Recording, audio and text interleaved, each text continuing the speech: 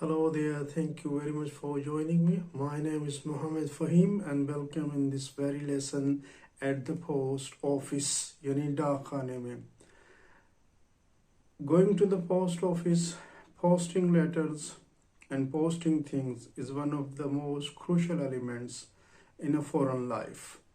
जब भी आप कभी बाहर जाते हैं तो ये बुनियादी चीज़ है. पोस्ट ऑफिस, आपको लेटर का मिलना, आपका लेटर का भेजना, और ये आप समझ सकते हैं कि एक बैकबोन की हैसियत रखता है वेस्टर्न सिस्टम में, क्योंकि आपकी सैलरी की पे स्लिप से लेकर आपके यूनिवर्सिटीज़ के डॉक्यूमेंट या आपका एम्प्लॉयज़ से जो है वो कांटेक्ट वो थ्रू पोस्ट ऑफिस ही होता है ज़्यादातर आफ्टर द फ़ोन. यानी फ़ोन के बाद जो दूसरी इम्पोर्टेंट चीज़ है वो है post office.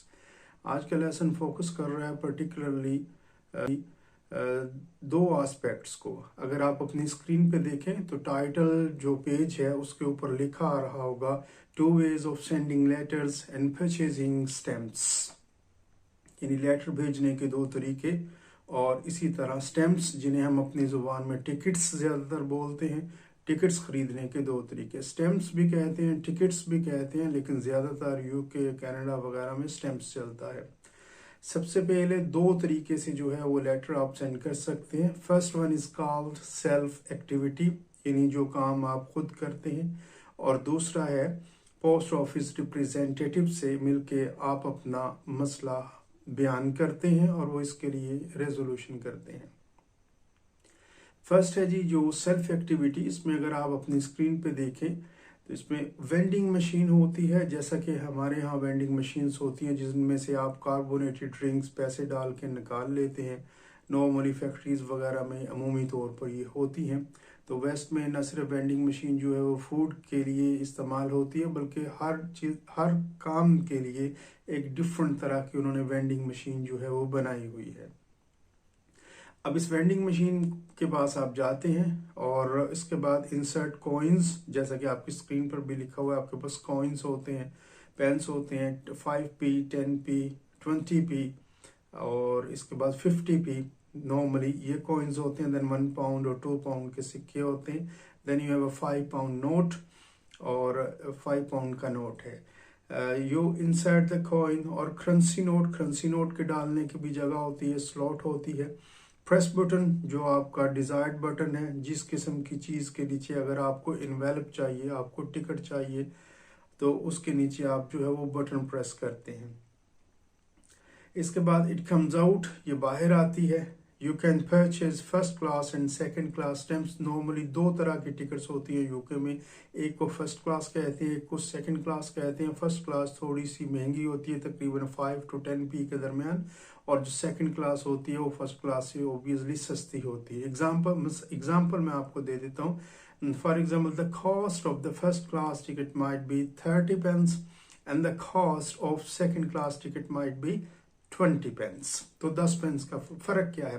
First class ticket जिस इन्वेलप पे पेस्ट होती है वो 2 दिन में पहुंच जाता है, यानी वेरी नेक्स्ट डे.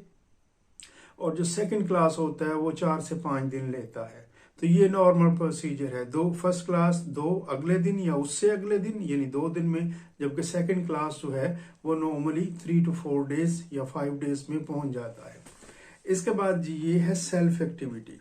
इसमें आप अपनी डिजायर्ड जो है वो टिकट निकालते हैं, इन्वेलप पे पेस्ट करते हैं. स्टैम्प जो है जो टिकट आप या स्टैम्प निकालते हैं वो पेस्ट करते हैं. And then you drop your letter in the letter box, और लेटर बॉक्स में आप जो है वो अपना खत डाल देते हैं. अब दूसरी हो गई कस्टमर रिप्रेजेंटेटिव के पास. इसकी कई वजूहात हो सकती हैं. Either you are new in UK or in any foreign country, और you want to send registered mail. आप बाकायदा वो मेल भेजना चाहते हैं जो कि रजिस्टर्ड है. और you want to send something in a foreign country, या आप एक गैर मुल्क में ईमेल भेजना चाहते हैं. उसके लिए ये डायलॉग तरतीब दिया गया है जो कि आपकी स्क्रीन पर है. आइए डायलॉग की तरफ चलते हैं. सबसे पहले आप क्लर्क कह लें या पोस्ट ऑफिस रिप्रेजेंटेटिव कह लें, जो कुछ भी आप कहना चाहते हैं, डेस्क ऑफिसर कह लें, ये सारी इस्तिलाहात चलती हैं. You can use all these terminologies and words to identify a person who is working in the post office, especially on the desk, front desk. जी क्लर्क है जी, good morning, how can I help you. आम सा जुमला है ये, हर जगह पे, how can I help you. And Alice, मैंने दो यूज किए, एक तो क्लर्क यूज किया और एक नाम रखा है एलिस, एक खातून का। याद रखिए ये नाम जो मैंने इंग्लिश में रखे हैं इसका सिर्फ एक ही मकसद है, ताकि आपको ज़्यादा से ज़्यादा जो गोरों के नाम हैं उनसे जो है उनकी एग्जैक्ट प्रोनाउंसिएशन से जो है वो रोशनास कराया जा सके, so that you will be familiar with the real pronunciation और the exact pronunciation of names. Alice, good morning, I need to send off this package to London. यानी मुझे ये पैकेज जो है वो लंदन भेजना है। अब इस सेंटेंस में अगर आप देखें तो दो वर्ड हैं जो कि बोल्ड और हाईलाइट किए गए। Send off, to send something, कोई चीज भेजना, यानी आप जो भी चीज भेजना चाहते हैं। कहाँ, पैकेज, पैकेज कहते हैं पार्सल को, जो भी पार्सल या पैकेज आपके पास होता है वो आप भेजना चाहते हैं, तो ये दोनों अल्फाज यूज होते हैं।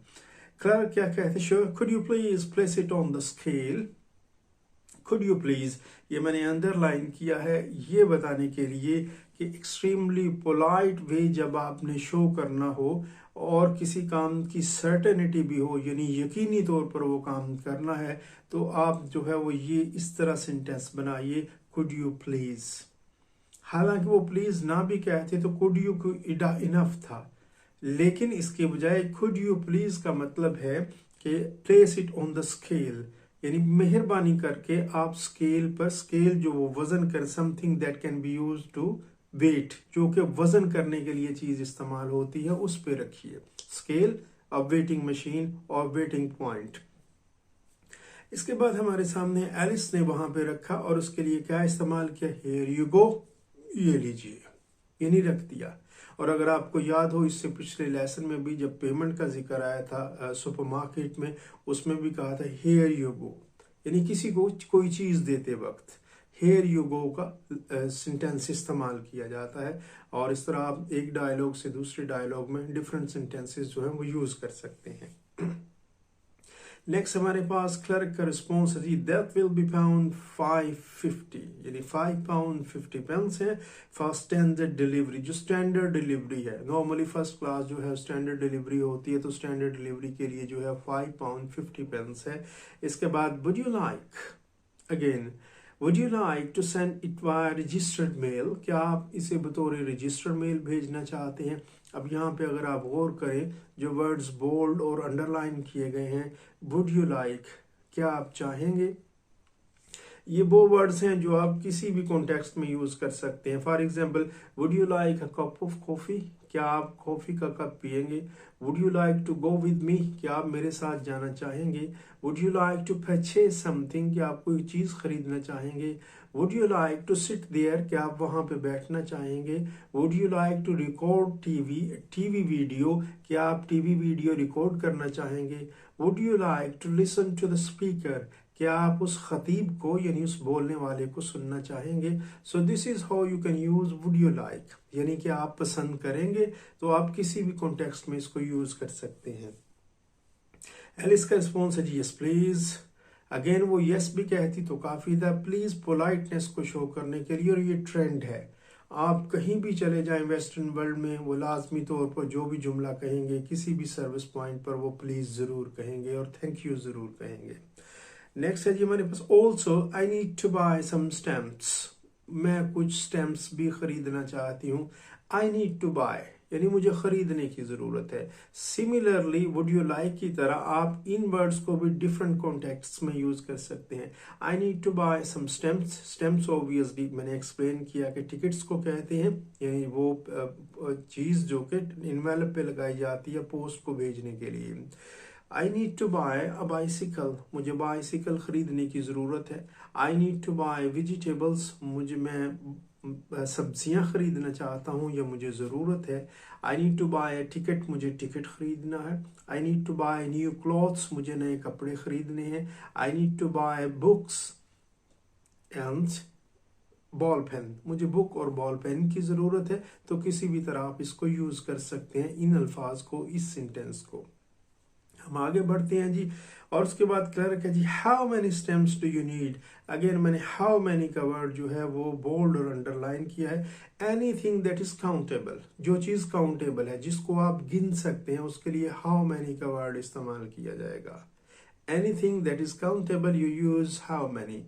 जो चीज काउंटेबल हो, जिसको आप काउंट कर सके, 1 2 3 4 5 what ever the number is, उसके लिए आप हाउ मैनी का वर्ड यूज करते हैं। स्टेम्प्स डू यू नीड, आपको कितनी टिकट्स की या स्टेम्प्स की जरूरत है। रिस्पॉन्स क्या है जी, Alice I need 10 first class and 10 second class stamps please. मुझे 10 फर्स्ट क्लास और 10 ही सेकेंड क्लास स्टेम्प्स की जरूरत है। क्लर्क का रिस्पॉन्स जी, सर्टनली। अब सर्टनली को जो है वो बोल्ड भी किया है और अंडरलाइन भी किया है। इस वर्ड को आप रिप्लेस भी कर सकते हैं। सर्टनली की जगह श्योर भी आ सकता है, क्योंकि दोनों का सेम मायने है। हम आगे मूव करते हैं। Is there anything else I can help you with. कोई और चीज जिसमें आपको मेरी मदद चाहिए।